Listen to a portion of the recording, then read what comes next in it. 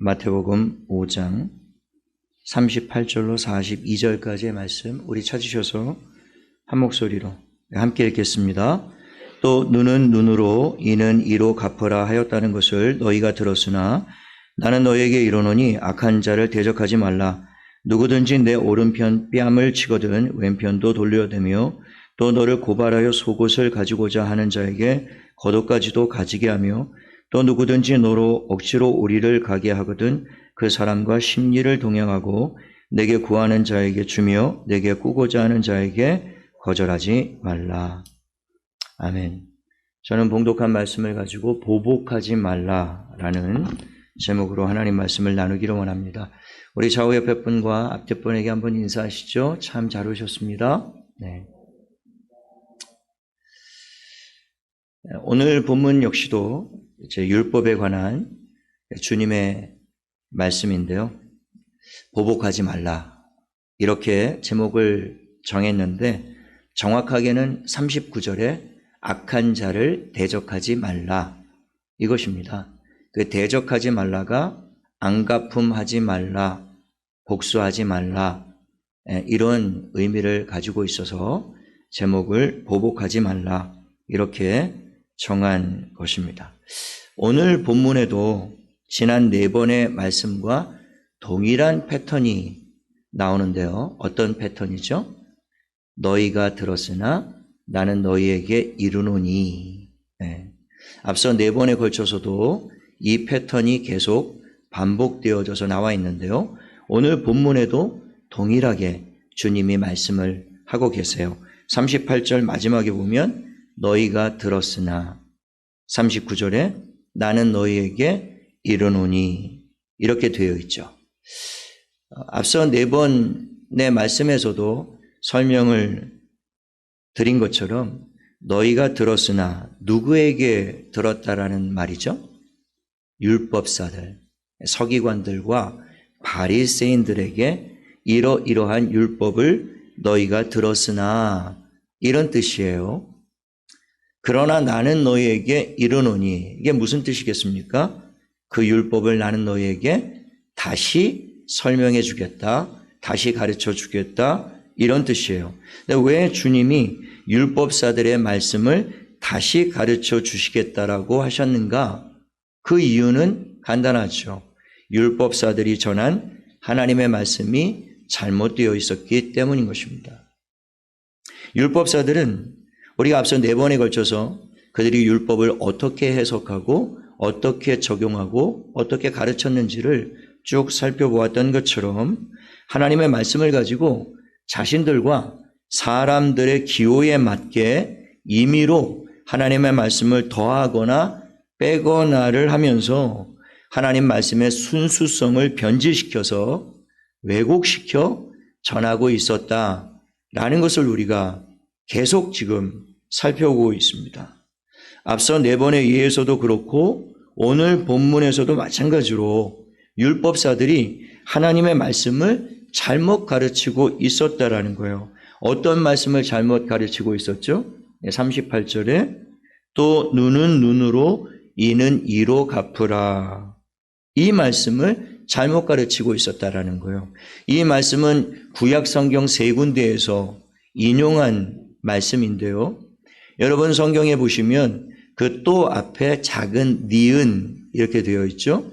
여러분 성경의 각주에 내려가서 찾아보시면 새 구절에서 발췌해서 인용한 것이 나와 있을 겁니다. 그 각주에 뭐라고 나와 있습니까? 출애굽기 21장 24절, 레위기 24장 20절, 신명기 19장 21절 말씀을 인용했다. 이렇게 되어 있죠. 그 대표적인 구절 중에 하나를 제가 읽어드리겠습니다. 출애굽기 21장 24절인데요. 24절에만 눈은 눈으로 이는 이로 이 말씀이 나와 있고 그것을 정확히 우리가 이해하려면 그 앞절과 뒷절 23절과 25절까지를 함께 읽어야 그 풍성한 뜻을 우리가 알 수 있는데요. 그 말씀이 이것입니다. 그러나 다른 해가 있으면 갑되 생명은 생명으로 눈은 눈으로 이는 이로 손은 손으로 발은 발로 이게 24절 말씀이에요. 그 다음 25절 말씀이 된 것은 된 것으로, 상하게 한 것은 상함으로, 때린 것은 때림으로 갚을지니라. 이렇게 기록이 되어 있습니다. 이것을 소위 말해서 동해보복법이라고 불러요. 동해보복법. 해를 당한 만큼 해를 당한 그대로 되갚는다. 이런 법이에요. 이 법은 율법 중에서도 재판법에 해당되는 법입니다. 재판법. 다른 말로는 시민법이에요. 제가 이 율법 처음 시작할 때 율법에는 세 종류의 법이 있다. 이 말씀 드렸는데 기억나십니까?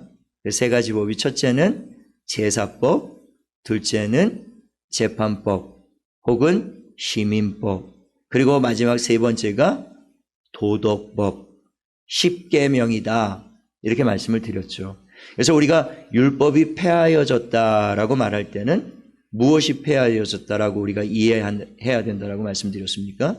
제사법과 재판법이 폐하여졌다. 그것은 이스라엘 백성들에게 독특하게 주어진 법이었기 때문에 오늘날 보편적으로 모든 사람들에게 적용되는 법은 아니다. 그것은 이미 그리스도 안에서 해결된 법이다.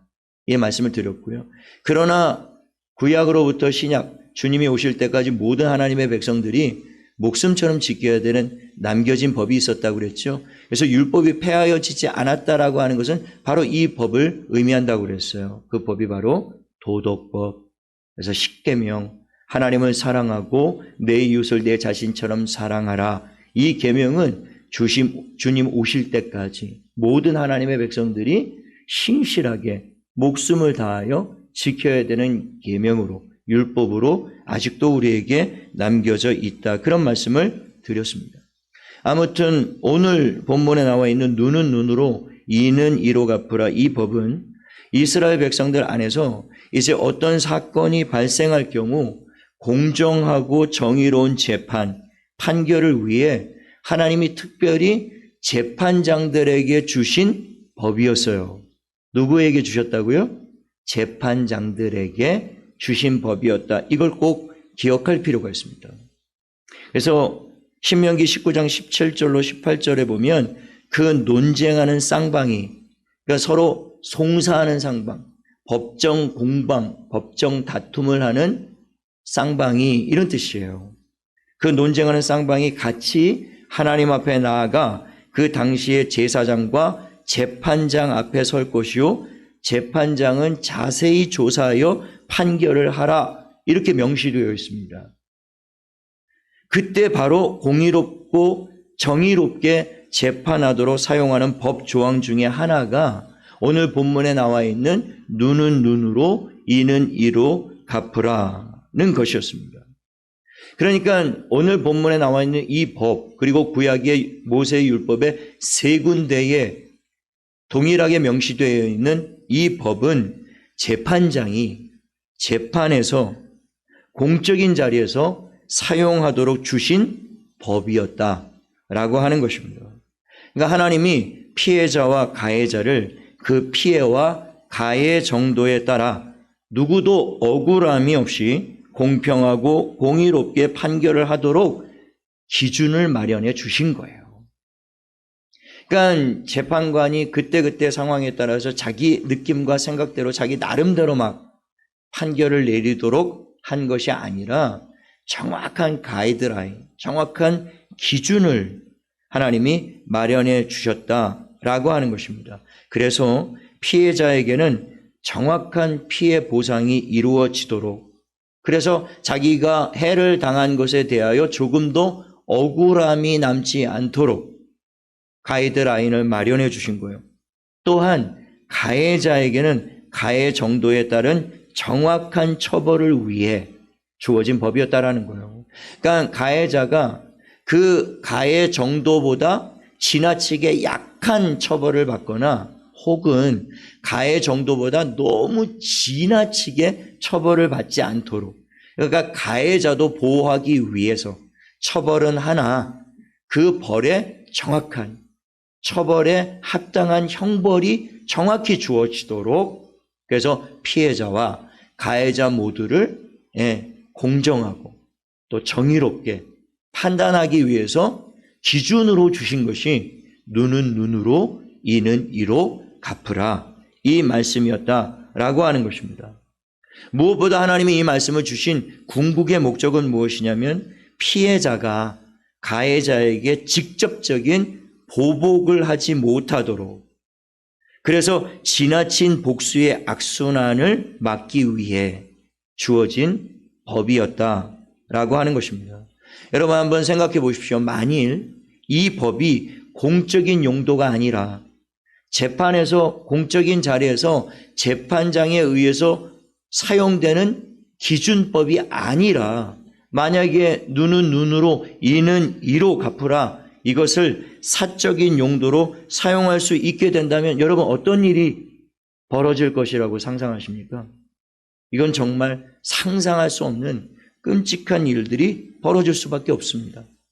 동해보복법, 그러니까 해를 당한 만큼만, 해를 당한 그대로만 되갚아야 하는 것이 동해보복법의 원리예요.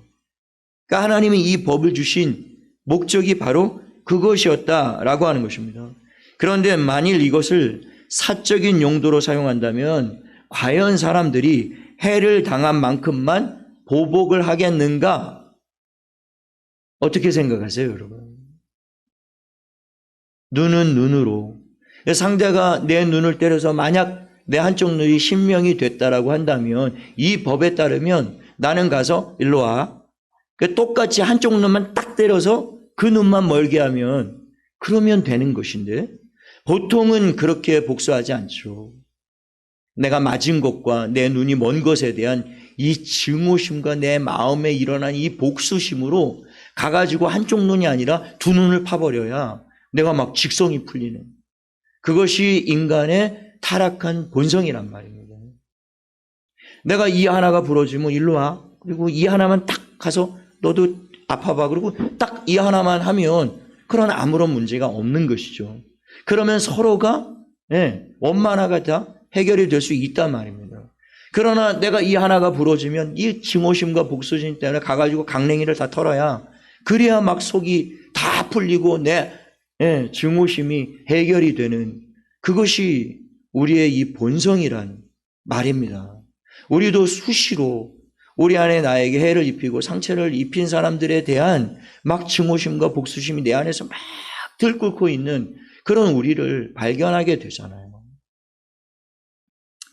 야곱의 딸 디나가 세겜 추장의 아들에게 강간을 당했을 때요, 그 야곱의 아들들이 어떻게 하죠?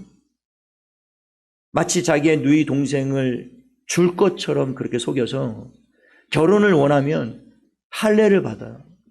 그렇게 해서 세겜 족속들이 전부 할례를 받고 전부 다 고통성의 침상에 누워서 막 신음하고 있을 때요, 그때 야곱의 아들들이 전부 다 칼을 들고 들어가 가지고요, 꼼짝 못하는 그 세겜 족속들 전부, 남성들을 전부 도륙했다고요.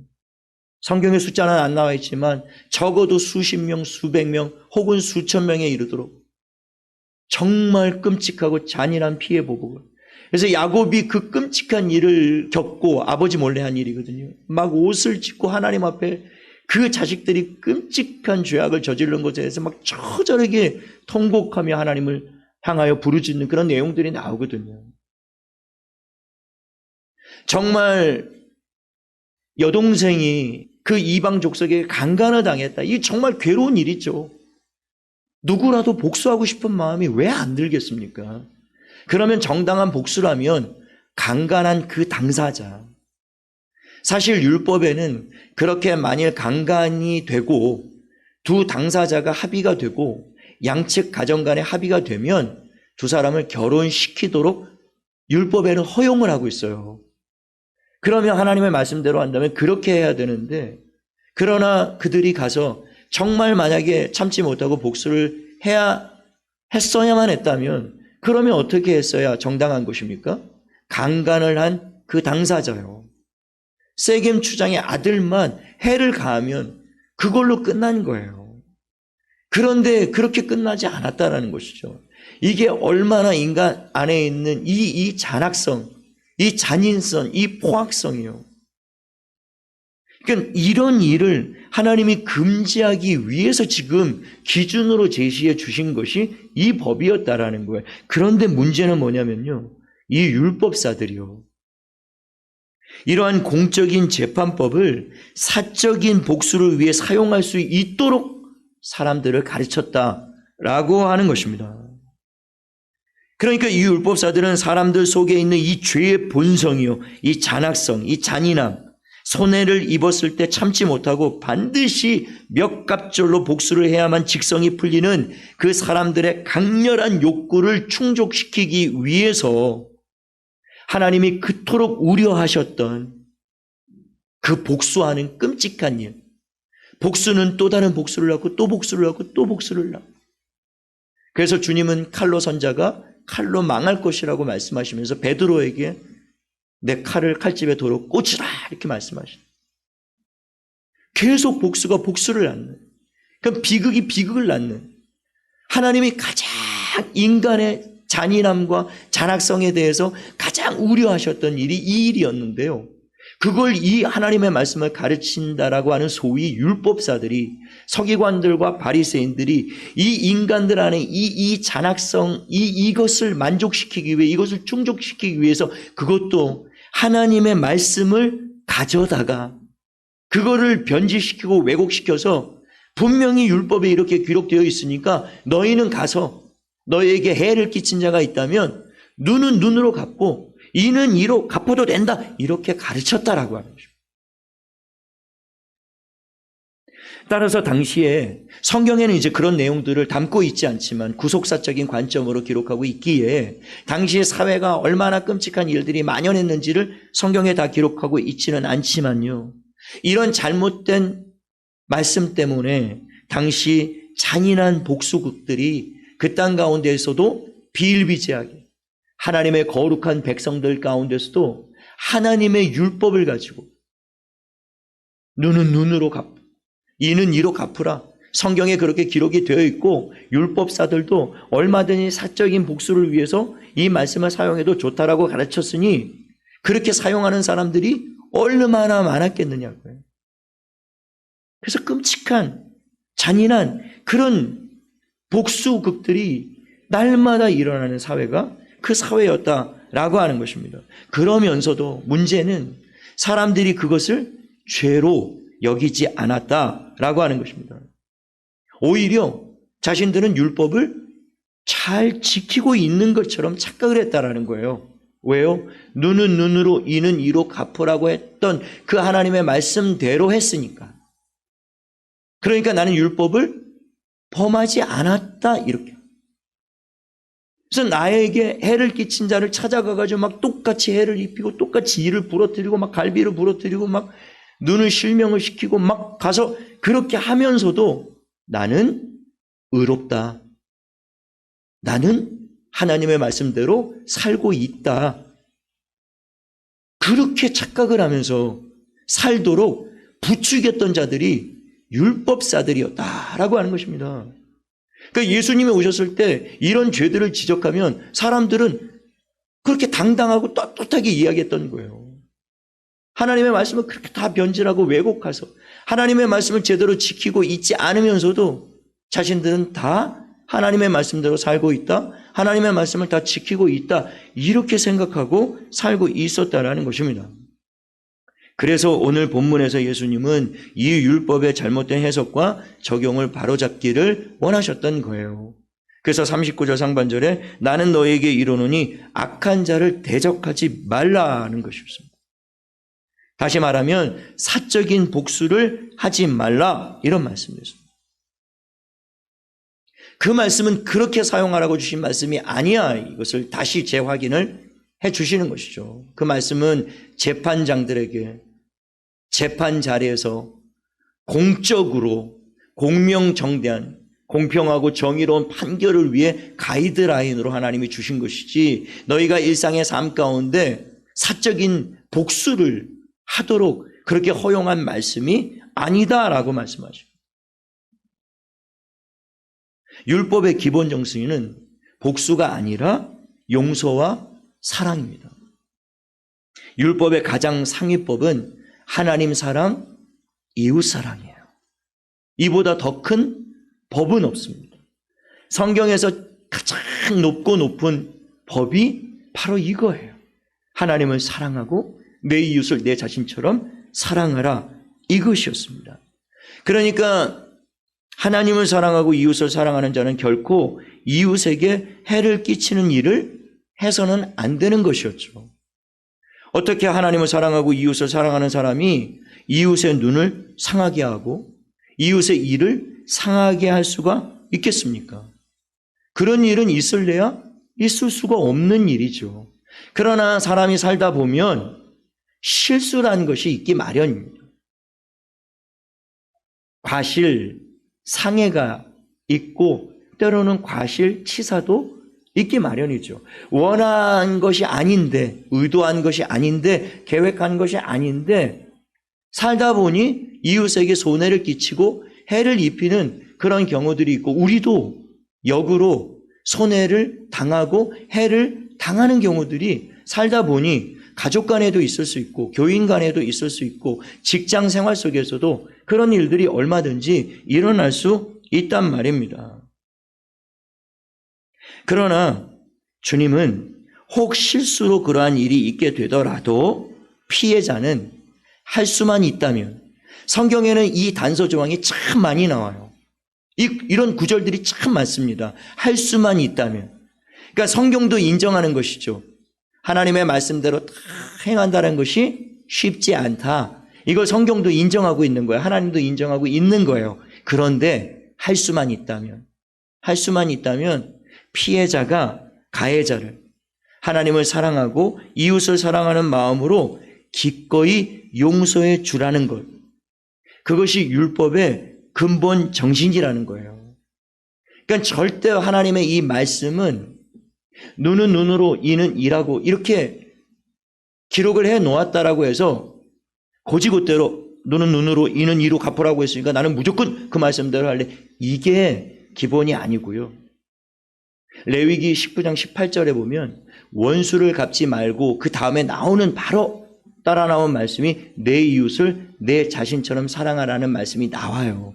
그리고 레위기 24장에 가서 눈은 눈으로 이는 이로 이 말씀이 따라 나온다고요. 그러니까 이 말씀을 오늘 본문에 눈은 눈으로 이는 이로 이 동해보복법이라는 가이드라인을 하나님이 제시하기 전에 먼저 주셨던 말씀은 뭐냐면 내 이웃을 내 몸처럼 사랑하라, 이 말씀이었어요. 원수 갚지 말고. 그러니까 할 수만 있다면, 우리가 피해를 당하면 참 그 참기 어렵잖아요. 그냥 말이 쉽지 그 쉽게 용서가 되지가 않아요. 그러나 할 수만 있다면, 율법의 근본 정신은 하나님을 사랑하고 내 이웃을 내 자신처럼 사랑하여 가해자라도 네가 용서해 줄 수 있다면 기꺼이 용서해 주기를 원하는 것이 율법의 근본 정신이에요. 그래서 율법의 완성은 사랑이다, 이렇게 말씀하고 계시는 것입니다. 그래서 구약 잠언서 25장과 신약 로마서 12장에 보면 똑같은 말씀이 기록되어 있는데요. 내 원수가 줄이거든 먹이고 목마르거든 마시게 하라. 그리함으로 내가 숯불을 그 머리에 쌓아 놓으리라. 이 말씀이에요. 그러니까 구약과 신약, 성경 전체는 원수를 갚지 말고 오히려 그에게 자비와 긍휼을 베풀라, 이렇게 가르치고 있다라는 것이죠. 그렇게 함으로 그의 머리에 숯불을 쌓아두라, 이렇게 말씀하고 있어요. 그 숯불을 쌓아두라는 의미는 그를 부끄럽게 하라, 이런 뜻이에요. 그러니까 그 가해자가 틀림없이 저 사람이 나를 용서하지 않을 것인데, 나에게 틀림없이 가해를 할 것인데, 어쩌면 내가 해를 입힌 것보다, 손해를 입힌 것보다 몇 값절로 내게 복수하려고 할 텐데 라고 보통 사람 다 그렇게 생각하지 않겠습니까?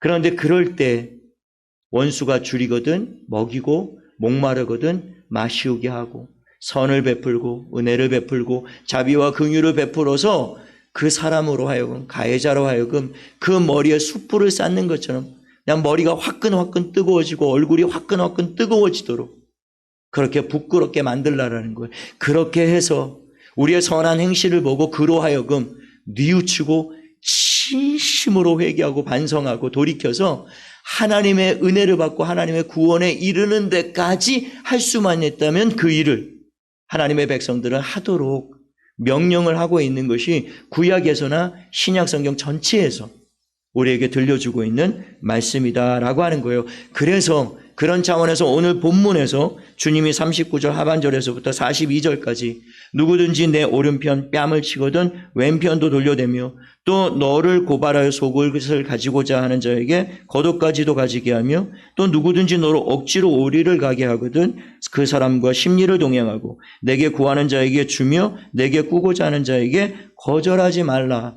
물론 이 한 절 한 절에 대해서 주석을 하고 해석을 할 수도 있는 말씀들이지만요. 그러나 이 말씀들의 핵심 요약은 그거예요. 원수를 갚지 말고 그들에게 자비와 긍휼을 베풀라. 그 말씀입니다. 손해를 입었다고 해서 그 손해를 곧이곧대로 말씀에 그렇게 기록되어 있다라고 해서 그 말씀 곧이곧대로 복수하고 안 갚음하는 그런 삶을 살지 말고 할 수만 있다면 자비와 긍휼을 베풀라. 그렇게 말씀하고 있는 것입니다. 그래서 사도 바울도 로마서 12장 17절에 아무에게도 악을 악으로 갚지 말고 모든 사람 앞에서 선한 일을 도모하라 이렇게 말씀하고 있어요. 악을 악으로 갚지 말라. 로마서 12장 19절에는 내 사랑하는 자들아 너희가 친히 원수를 갚지 말고 하나님의 진노하심에 맡기라. 기록되었을 때 원수 갚는 것이 내게 있으니 내가 갚으리라고 주께서 말씀하시니라. 원수는 누가 갚는다고요? 하나님이 갚으신다고요. 그러니까 너희가 직접 그렇게 불의하고 불법한 방법으로 복수가 또 다른 복수를 낳는 그런 잔인한 비극, 그런 일들을 스스로 행하지 말고 그 모든 복수를, 모든 원수 갚는 일을 하나님께서 모든 일을 때가 되면 하나님께서 모든 일을 바로잡을 때가 오신다라는 거예요. 때가 되면 나의 모든 눈물과 억울함을 다 풀어주시는 순간이 오고요. 죄는 정당하게 처벌을 받도록 하나님이 반드시 공의롭고 정의롭게 그 법을 집행하시는 날이 올 것이라는 거예요. 그러니까 그 하나님을 믿고 그 하나님 앞에 맡겨드리라는 거예요. 직접 복수하지 말라. 내가 갚아줄게. 내가 갚아줄게. 이 말씀을 우리가 기억할 필요가 있습니다. 하나님이 내게 맡겨. 내가 갚아줄게. 내가 네 억울함, 내가 네 상처, 네 고통, 네 눈물 내가 막아줄게. 내가 치유해줄게. 내가 되돌려줄게. 공평하게, 정의롭게, 공의롭게 내가 공명정대하게 판결하고 심판해 줄게. 내게 맡겨라. 내게. 주님이 그 말씀하고 계시는 거예요. 그러니까 내가 할 필요가 없는 하나님께 맡겨드리고 할 수만 있다면 선으로 악을 갚고 선으로 악을 이기고. 그래서 로마서 12장 21절에 악에게 지지 말고 선으로 악을 이기라. 이렇게 말씀하고 계세요. 여러분, 악으로 악을 갚는 방식, 그것은 세상의 방식입니다. 그야말로 눈은 눈으로, 이는 이로. 이 말씀은 교회 다니지 않고 믿지 않는 사람들 다 흔하게 사용하는 말씀이죠. 율법사들에게 배운 것처럼 온 세상 사람들이 오해하고 잘못 사용하고 있는 하나님의 말씀 중에 하나가 바로 눈은 눈으로, 이는 이로. 내가 당한 만큼만 갚으면 다행이게요. 한 몇 갑절로 보복을 해야만 직성이 풀리는 것이, 그것이 이 세상의 방식이란 말입니다. 그래서 이 세상에 이 분열과 분쟁과 다툼과 반목과 이 갈등이 이렇게 끊임없이 일어나고 있는 거예요. 받은 상처를 몇 갑절로 되돌려주기 위해서 혈안이 되어 있고, 그 마음에, 온 국민들의 마음에, 여당이건 야당이건 정치인들의 마음 속에 왜 그렇게 분노가 많고, 왜 그렇게 마음에 증오심이 많고, 막 복수심에 칼날을 갈고, 내가 모욕을 내가 다음번에 내가 힘을 가지면, 정권을 가지면, 내가 위원장이 되면 내가 절대로 가만히 있지 않겠다. 그래서 몇 갑절로 이게 악순환이 계속 반복이 되는 것 아니겠습니까? 가정에서나 심지어 교회에서나 직장에서나 세상 속에서나 누가 이 악의 고리를 끊을 것인가? 누가 이 악순환을 과연 끊을 것인가? 그리스도인이야말로, 하나님의 백성들이야말로 세상의 방식을 따르지 말고 그리스도를 따르는 방식, 선으로 악을 이기는 방식, 악을 선으로 되돌려주는 방식, 그게 그리스도의 방식이고 하나님의 방식이고 그리스도를 따르는 하나님의 백성들의 삶의 방식이다. 오늘 주님이 그 말씀을 우리에게 들려주고 계시는 거예요. 그래서 베드로전서 2장 23절에 그리스도는 욕을 당하시되 맞대어 욕하지 아니하시고 고난을 당하시되 위협하지 아니하시고, 정말 그러시지 않으셨습니까? 오직 공의로 심판하시는 이에게 부탁하셨어요. 그 마지막 십자가에서 마지막 순간까지 그 원수들의 손에 의해 십자가에 달려 죽으시는 그 순간까지도요, 예수님은 마지막까지 원수들을 위해서 기도하셨단 말입니다. 아버지여 저들의 죄를 사하여 주옵소서. 저들이 하는 일을 알지 못함이니이다. 마지막 숨이 끊어지는 순간까지도 저와 여러분을 위해서, 우리의 무지함과 연약함과 우리의 이 죄악을 아버지 하나님이 용서해 주시도록 끊임없이 끝까지 탄원 기도를 드리셨던 분이 주님이셨다라고 하는 거예요. 그리고 나의 영혼을 아버지 손에 맡기나이다. 모든 재판을, 모든 심판을, 모든 보복하시는 일을 공의롭고 정의롭게 심판하시는 아버지 하나님의 손에 그 아들이 다 맡겨드린 거예요. 그래서 주님은 그야말로 오늘 주님이 우리에게 들려주셨던 그 말씀 그대로 자신의 뺨을 치는 자들을 위해 왼편만 돌려댄 것이 아니라 자신의 몸 전부를 내어주시지 않았습니까? 속옷뿐만이 아니라 겉옷까지 전부 발가벗겨져서 전부 나눠주셨습니다. 억지로 십자가를 지신 것이 아니라, 군병들은 억지로 예수님께 십자가를 맡겼지만 예수님은 그 십자가를 억지로 지고 가신 것이 아니에요. 기꺼이 지고 가셨습니다. 원수들을 위해서예요. 죄인들을 위해, 자기를 십자가에 못 박는 자들을 위해, 우리를 위해. 그가 그 십자가를 억지로 지고 간 것이 아니라 기꺼이 지고 가셨다라고 하는 것입니다. 오늘 구하는 자에게 주고 꾸고자 하는 자를 거절하지 말라 말씀하셨던 것처럼, 구하고 꾸고자 하는 우리 모두를 위해 자기의 물과 피를 한 방울도 남김없이 십자가에서 전부 흘려주시고 쏟아부어 주신 주님은 오늘 이 말씀 속에서 우리에게 지키지 못할 무리하고 힘들고 어려운 말씀을 주신 게 아니에요. 당신도 행하지 못할, 당신도 행하지 않으시는 말씀을 우리에게 명령하고 계신 것이 아니란 말씀입니다. 주님이 하셨던 이 말씀 그대로 공생의 전체를 통해서 그렇게 우리를 위해 자기의 전부를 다 내어주시는 삶을 살았어요. 그것도 원수들을 위해서, 죄인들을 위해서, 자기를 십자가에 못 박으라고 소리 지르는 그들을 위해서 마지막까지 하나님 앞에 저들의 죄를 사하여 달라고 단언 기도를 드리시며 그들의 죄를 용서하기 위해 자기의 물과 피를 전부 흘려주시는 그 일을 주님이 하셨다고요. 선으로 악을 갚고 선으로 악을 이기신 분, 그것이 십자가 승리 아닙니까? 주님이 그렇게 행하셨어요. 그래서 요한복음 13장 15절에 보면 내가 너희에게 행한 것 같이 너희도 행하게 하려 하여 본을 보였노라, 이렇게 말씀하신 것입니다.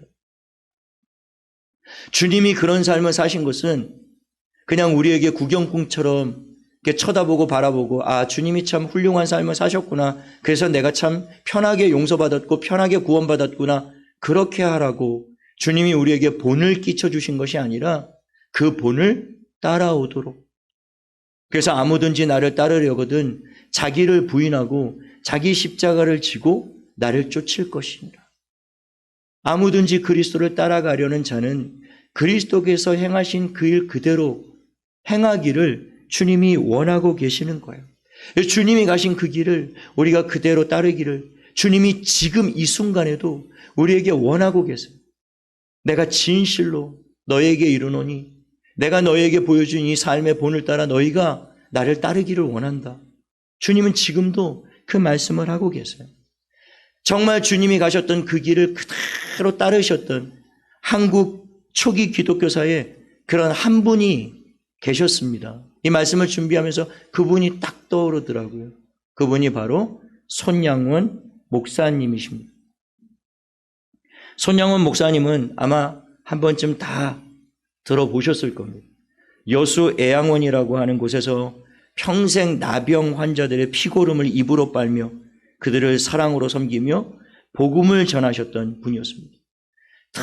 그들을 끌어안고 기도하면서 이 나병 얼마나 전염력이 강한지요. 그 당시만 해도 막을 수 있는 전염성을 막을 수 있는 약이 없었습니다. 그러니까 그들과 어울리면 더군다나 입으로 그들의 피고름을 막 빨아내시고 하셨는데요. 그건 뭐 100% 나병에 걸릴 수밖에 없는 환경에 그분이 들어가신 거예요. 그런데 놀랍게도요. 나병에 걸리질 않으셨습니다. 그렇게 하시는데. 그런데 손양원 목사님은 끝까지 자신이 나병에 걸리지 않은 것을 가슴 아파하셨다 그래요. 왜냐하면 그렇게 나병으로 온 얼굴이 일그러지고 손가락 발가락이 다 떨어져 흉측한 몰골로 변해가는 그분들이 멀쩡한 손양원 목사님을 잘 받아들여 주지를 않았다고 그래요. 너는 건강하고 너는 멀쩡하니까 예수 팔자 좋은 너나 믿어라 이러면서 계속 복음을 거절하셨던 거예요. 그래서 손양원 목사님이 그걸 그렇게 가슴 아파하셨다고 그래요. 그래서 하나님께 막 나병이 걸리도록 기도까지 하시고 내가 나병에 걸렸다면 저들과 똑같은 형편이 되었다면 내가 전하는 이 복음을 저들이 조금 더 잘 받아들일 수 있었을 텐데 그걸 그렇게 가슴 아파하셨다고 그러더라고요. 그러나 사랑으로 끝까지 섬기는 그분에게 이제 마음에 감동을 받았던 그분들이 마음을 열고 복음을 받아들여서요. 저도 소록도에 한번 다녀온 적이 있었는데 정말 마지막 남겨주신 그분들인 정말 외모는 정말 흉측하고 끔찍한 모습을 하고 있습니다. 우리가 상상하는 것 그 이상이었어요. 그런데 대부분의 분들이 실명이 다 되셔서 눈이 다 보이지 않는데 거의 성경 요절을 구약 성경, 신약 성경 전체를 암송하고 계시는데요. 제가 얼마나 은혜를 끼치러 갔다가 얼마나 은혜를 받고 돌아왔는지 몰라요.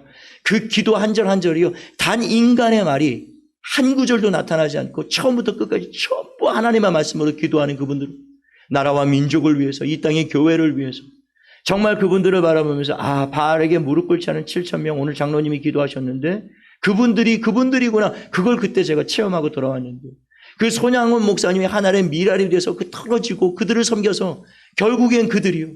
영혼이 버려질 것 같았던 천병으로 여겨졌던 하나님의 저주라고 여겨졌던 나병 환자들이 전부 하나님께로 돌아와 신실한 하나님의 사람들로 거듭나는 그렇게 헌신하셨던 분이 손양원 목사님이셨는데요. 이 목사님이 1차 치하에서 신사참배를 거부하다가 6년 동안 옥고를 치르셨습니다. 그때 당한 고문 때문에 거의 실명이 되었다고 해요. 그런데 끝까지 그 모진 고문과 박해를 당하시면서도 끝까지 신사참배를 하지 않으셨습니다. 몇 안 되는 목사님들 중에 한 분이었어요. 주기철 목사님과 더불어. 후에 6.25 전쟁 때 모두가 다 피난을 떠나는데 배에 올랐다가 성도들을 띄어보내고 자기 혼자 배에서 뛰쳐내려서 교회로 달려가 끝까지 교회를 지키시다가 나중에 북한군에게 체포되어 목사라는 이유 때문에 온갖 박해와 고문을 다 겪다가 순교를 당하셨습니다. 그때 나이가 48살이었다고 해요. 목사님이 순교하시기 전인 1948년에 여수 반란 사건이 일어났는데요. 그때 사랑하는 두 아들을 잃었습니다. 6남매 중 첫째와 둘째 아들이었어요. 반란군 안재선이 기독교인이라는 이유로 그 두 아들을 총살시켰던 것입니다. 손양원 목사님이 그 두 아들의 정말 비보를 듣고 큰 충격을 받으셨는데요. 그럼에도 불구하고 그 두 아들의 장례식에 참석하셔서 조사로 이런 글을 남기셨습니다. 10가지 감사라는 제목의 글이었는데요. 첫째, 나 같은 죄인의 혈통에서 순교의 자식이 나게 하시니 감사. 둘째, 허다한 성도 중에서 이런 보배를 내게 주심을 감사. 셋째, 삼남 삼녀 중 가장 귀한 장자와 차자를 바치게 하시니 감사. 넷째, 한 아들 순교도 귀한데 두 아들이나 순교했으니 감사. 다섯째, 예수 믿고 누워 죽는 것도 복이라 했거늘 전도하다 총살 순교했으니 감사. 여섯째, 미국 유학 준비했는데 미국보다 더 좋은 천국 갔으니 감사. 일곱 번째, 이것이 오늘 이 설교의 주제와 맞는 감사의 제목이었는데요. 이것이었습니다. 아들 죽인 원수를 회개시켜 아들 삼고자 하는 주님의 마음을 주시니 감사. 실제로 장례식을 마친 후에 손양원 목사님은 두 아들을 총살한 안재선을 찾아가 그를 진실한 마음으로 용서하고 양자로 삼으셨다라고 합니다. 그리고 친아들처럼 진심으로 사랑하여 후에 그를 훈련하여 전도사로 세우셨다라고 해요. 이 안재선 씨가 끝까지 전도사에서 목사 안수를 받으라고 하는 목사님의 권유를 뿌리치고 목사 안수를 받지 않았는데 그것은 목사님의 귀한 두 아들을 죽였다는 그 죄책감 때문에 나 같은 흉악한 죄인이 어찌 목사가 될 수 있겠는가 해서 끝까지 목사 안수를 거절했다라고 하는 것입니다.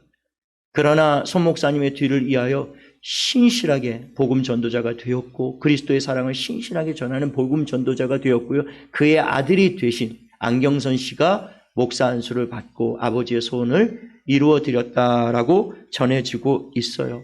손 목사님이 그 순교하시고 그 장례식에서 이 안재선 씨가 맏아들로 상주 역할을 하시면서 누구보다 크게 애통하고 슬퍼했다라고 전해지고 있어요.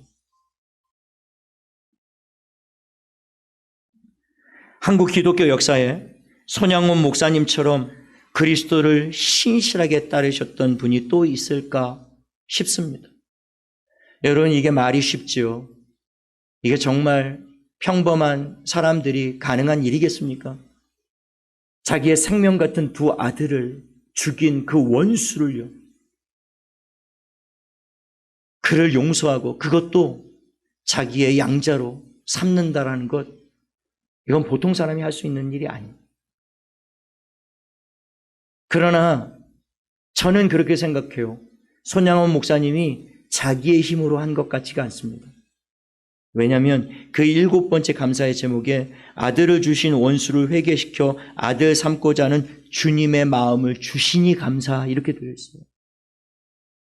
그러니까 목사님도 한켠으로는 용서가 어떻게 됐겠어요, 그게. 마음에 왜 인간적인 복수심과 증오심이 왜 그분이라고 없었겠어요. 그게 막 일어나고 내가 정말 막 두 주먹을 쥐고 부들부들 떨면서 이를 갈면서 왜 그런 마음이 그분이라고 없었겠습니까? 하루아침에 그 마음이 들었겠느냐고요. 그러나 하나님을 바라보고 십자가를 바라보고 그리스도의 용서를 바라보고 그리스도의 은혜를 바라보고 나 같은 죄인도 하나님이 용서해 주셨는데 십자가를 묵상하고 바라보면서 몸부림을 치며 기도한 끝에 성령이 그의 마음을 감화감동하시고 그를 진실한 마음으로 용서할 수 있는 그리스도의 마음을 목사님 마음에 부어주시니까 머리로는 안 됐던 그 일이 가슴이 뜨거워지기 시작하면서 그리스도의 사랑이 그의 마음을 강권하시니까요, 용서할 수 있는 힘이 생기고 그를 양아들로 맞아들일 수 있는 그리스도의 마음이 생겨날 수 있었다라고 생각합니다. 오늘 이 시간 이 하나님의 말씀대로 우리가 보복하지 않고 복수하지 않고 정말 나에게 해를 끼친 그 사람, 나에게 상처를 입힌 그 사람, 정말 그 사람을 생각할 때마다 정말 치가 떨리고 막 주먹이 떨리고 막 이가 갈리고 어떻게 나한테 이럴 수가 있나, 그런 마음이 막 하루에도 수백 번씩 들 수 있는 그런 것이지만 저도 목사라 이 말씀을 건너뛰고 싶었지만 참 준비하기 힘들었습니다. 목사로서 저도 하기 힘든 이 일을 성도들에게 하라 이렇게 말하기 참 어렵기 때문이죠. 그러나 이것이 인간적인 결단과 힘으로 되는 것이 아니라 오늘 우리가 구해야 될 은혜는 하나님 저희에게도 손양원 목사님에게 부어주셨던 그 마음, 그리스도의 마음, 너희 안에 이 마음을 품으라. 곧 그리스도의 마음. 이 마음이 우리 마음 가운데 부어지면 우리에게 그렇게 해를 끼치고 그렇게 우리를 아프고 괴롭게 했던 그들을 우리가 그리스도의 용납과 사랑으로 넉넉히 사랑으로 품고 용서할 수 있는 힘이 생겨난다는 것이죠. 나에게는 그런 힘이 없지만 우리가 이 시간 하나님 앞에 간절히 기도할 때요, 하나님 더 이상 이 상처를 끌어안고 이 복수심과 증오심 가지고 그렇게 살고 싶지 않습니다. 그리고 우리가 함께 기도할 때 하나님 이 대한민국 땅에 너무 복수심과 증오심과 서로에 대한 갈등과 분열과 다툼이 너무 많은 이 땅에 하나님 정말 용서와 서로를 용납할 수 있는 그 그리스도의 마음이 모든 사람들 가운데 강물처럼 물결처럼 넘칠 수 있도록 하나님 이 민족 가운데 그런 긍휼을, 그런 자비를, 그런 은혜를 주께서 십자가에서 우리에게 보여주셨던 그 믿음의 본을 이 민족이 그대로 따라갈 수 있도록 하나님 제발 그 은혜를, 그러기 위해서 교회가 먼저 그 일을 행해야 되고 그리스도인이 먼저 그 일을 행해야 되지 않겠습니까? 오늘 하나님 앞에 기도할 때 하나님 선으로 악을 이길 수 있도록, 선으로 악을 갚을 수 있도록 주께서 내게 행하셨던 것처럼 나도 나에게 해를 끼치고 나에게 아픔을 주는 그들을 기꺼이 용납하고 용서할 수 있는 그 힘과 능력을 구하는 저와 여러분 되시기를 예수님의 이름으로 부탁을 드립니다.